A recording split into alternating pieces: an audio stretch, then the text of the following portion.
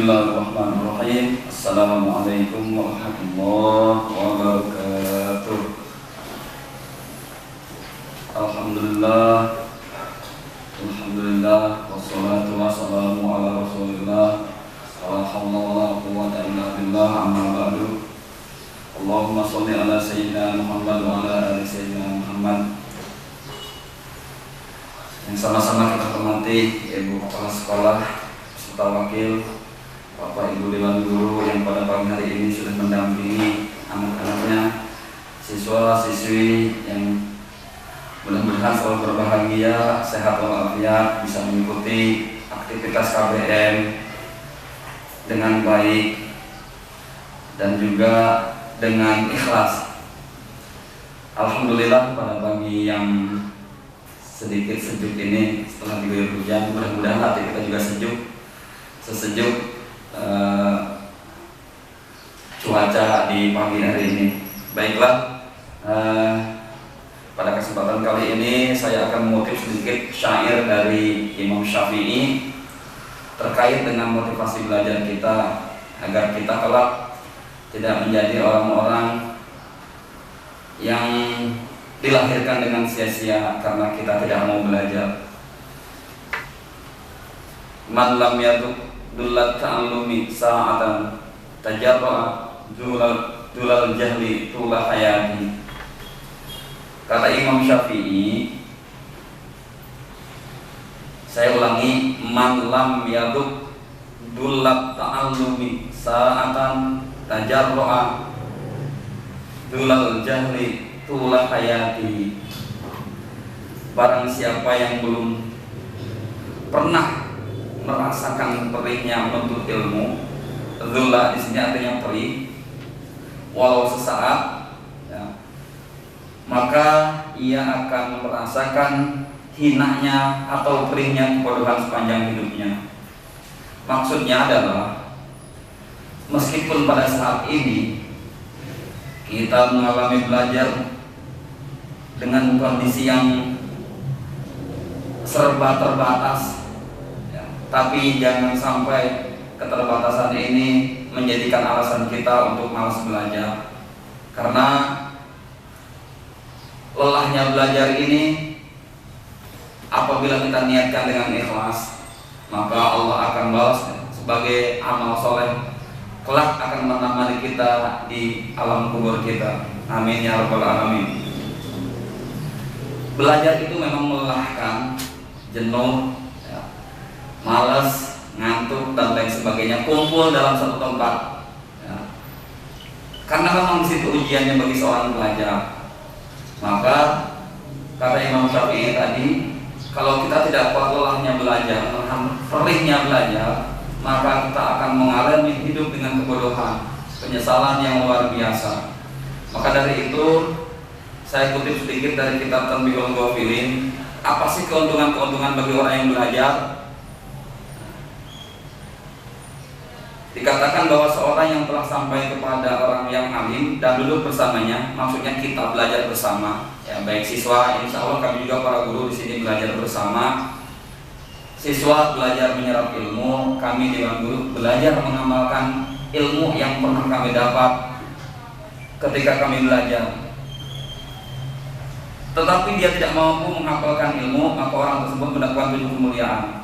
Siswa dikasih tugas, baik itu PAI, fikih, TIK dan lain sebagainya, tapi tidak bisa menghafal, ya, maka meskipun hanya hadir tidak bisa menghafal, tapi sudah mengikuti dengan baik, maka siswa tersebut atau kita yang dalam keadaan belajar akan mendapatkan kemuliaan-kemuliaan. Di antaranya adalah yang pertama, awwaluha yanal fadlul muta'allimin.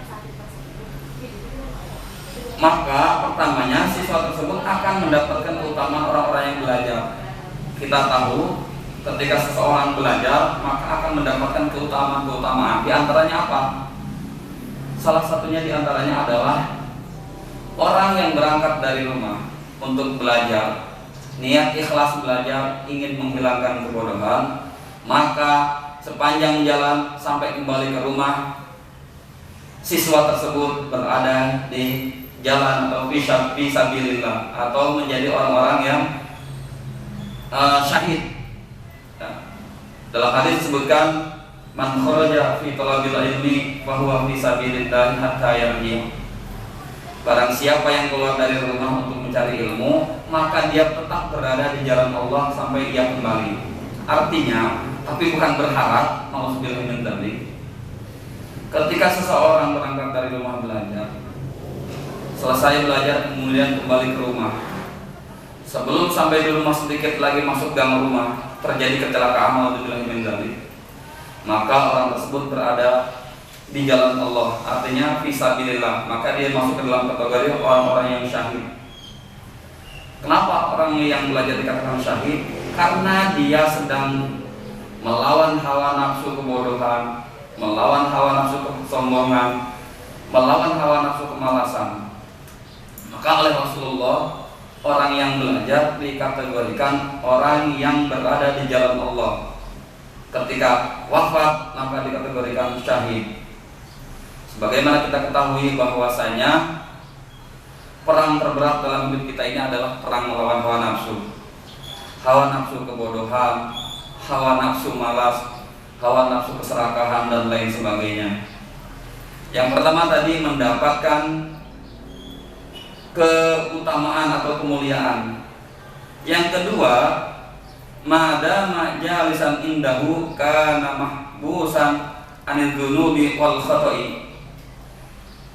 Selama masih duduk bersama orang-orang alim, maka dia tercegah dari melakukan dosa dan salah. Niat dari rumah datang ke sekolah untuk belajar, maka selama duduk di kelas ini dengan orang-orang alim, dalam arti orang-orang di sini adalah Bapak Ibu Dewan Guru yang mulia dan terhormat, maka insya Allah siswa tersebut akan terhindar dari melakukan perbuatan dosa dan kesalahan. Maka dari itu, ketika kita sudah hadir di sekolahan, hadirkan hati kita, hadirkan jiwa kita. Jangan sampai yang hadir hanya jasad kita, tapi ruh kita masih ketinggalan. Maka bagaimana supaya kita bisa menghadirkan keduanya? Hadir ke sekolah, hadir secara lahir dan juga hadir secara batin, sehingga pikiran kita terfokus dengan materi-materi yang diajarkan oleh Bapak Ibu Dewan Guru. Itu yang kedua. Yang ketiga, idza kharaja min manzilihi tanzilu alaihi rahmah. Ketika seseorang keluar dari rumah untuk belajar, baik itu sekolah atau menghadiri majelis taklim, maka sepanjang jalan itu orang tersebut selalu dinaungi oleh rahmat Allah. Bahkan kalau kita bisa mendengar, seluruh binatang, ya, baik itu semut, ya, ayam dan lain sebagainya, itu memberikan doa kepada kita agar kita selalu selamat, barokah, dan juga dapat belajar mendapatkan ilmu dengan baik. Maka dari itu, di poin pertama dan kedua tadi sudah saya sampaikan, hadirlah ke sekolah ini secara jasad dan ruh. Hati hadir, pikiran hadir, badan juga kita hadir, sehingga apa yang disampaikan oleh Bapak Ibu Dewan Guru dapat kita terima dengan baik, dapat kita terima dengan baik, karena apa yang kami lakukan Bapak Ibu Dewan Guru untuk siswa adalah semata-mata demi kebaikan siswa, masa depan siswa. Kami tidak bisa merubah siswa menjadi orang hebat, orang alim apabila siswa tersebut tidak mau merubahnya. Makanya kami hanya sebagai media, ya, media menyampaikan maklumat atau menyampaikan materi yang ada di buku atau yang pernah kami pelajari, sehingga siswa dapat menyerap dan dapat menguasai dengan baik materi-materi yang kami ajarkan. Maka dari itu saya sering menyampaikan di kelas, belajar itu harus memaksakan diri untuk mau belajar, ya, karena cita-cita masa depan itu tidak diraih dengan simsalabim abrakadabra, tapi memang cita-cita dan masa depan itu diraih dengan kerja keras, usaha yang maksimal dan kesungguhan. Ya. Bahkan saya sering menyampaikan pula, hidup itu ada dua pilihan, tapi pilih salah satunya.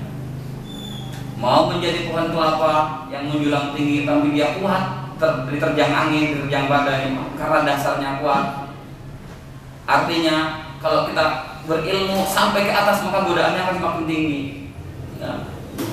Godaan malas mengamalkan ilmu, godaan malas mengajar dan lain sebagainya, itu ada pada diri kita masing-masing. Tapi kita akan lebih tidak enak lagi kalau hanya menjadi rumput. Ya. Hidup, rumput juga hidup, tapi selalu di bawah dan diinjak-injak. Maka saya sarankan, sering saya sampaikan di kelas, silakan menjadi pohon kelapa, menjulang tinggi ke atas, dasarnya kuat, digoyang angin badannya apapun tidak akan pernah tumbang.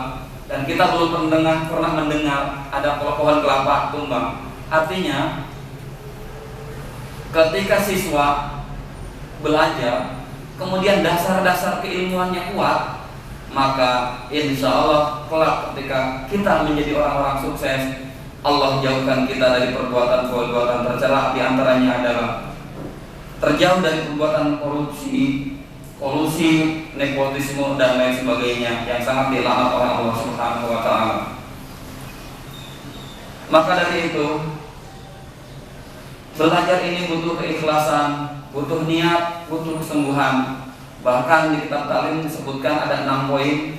Salah satunya adalah kesungguhan. Nah, kesungguhan ini ada dalam diri siswa masing-masing. Bagaimana cara menumbuhkan kesungguhan sehingga ketika datang ke kelas ini bukan terpaksa, ya, saya datang ke sekolah terpaksa, tapi memang saya datang ke sekolah memaksakan diri bahwasanya saya ingin menjadi orang yang lebih baik, lebih bermanfaat untuk agama, bangsa dan negara. Masih ada waktu. Kemudian ketika hadir di kelas, ikuti setiap aktivitas, apakah itu tadarus, duha, dan juga membaca Asmaul Husna atau Aqidatul Awam. Kita niatkan ikhlas. Semoga dengan barokah kita membaca Al-Quran, kemudian mengikuti kajian tausiah, kemudian juga membaca Aqidatul Awam dan lain sebagainya. Mudah-mudahan Allah segera angkat pandemi ini sehingga kita bisa hidup kembali normal seperti aktivitas kita sedia kala, dapat belajar dengan tenang, khusyuk, tanpa dinaungi rasa-rasa takut dan lain sebagainya. Baiklah siswa-siswa SMA An-Najah yang mudah-mudahan selalu dirahmati oleh Allah Subhanahu wa taala. Kiranya hari pertama saya menyampaikan materi kultum ini hanya sekian dulu. Sekali lagi, tidak apa-apa kita merasakan perihnya belajar, tapi ke depan kita akan menjadi orang-orang yang sukses. Kalau dalam istilah Sunda itu, lamun orang can pernah perih maka mau gapura, ya. Jadi lamun orang perih mau gapura. Jadi kalau kita tidak merasakan pahitnya kehidupan, maka kita ke depan tidak akan tahu juga manisnya sebuah kehidupan. Itu saja yang dapat saya sampaikan pada kesempatan kali ini. Kurang dan lebihnya mohon maaf. Mudah-mudahan ada manfaatnya untuk saya pribadi sebagai nasihat untuk diri pribadi, khususnya umumnya untuk kita semua. Mudah-mudahan Allah selalu menjaga kesehatan kita dan kita juga selalu bahagia dan juga kita selalu bersemangat mengikuti setiap aktivitas kegiatan belajar mengajar di sekolah SMA An-Najah. Wallahul muwaffiq ila aqwamit thoriq. Wassalamualaikum warahmatullahi wabarakatuh.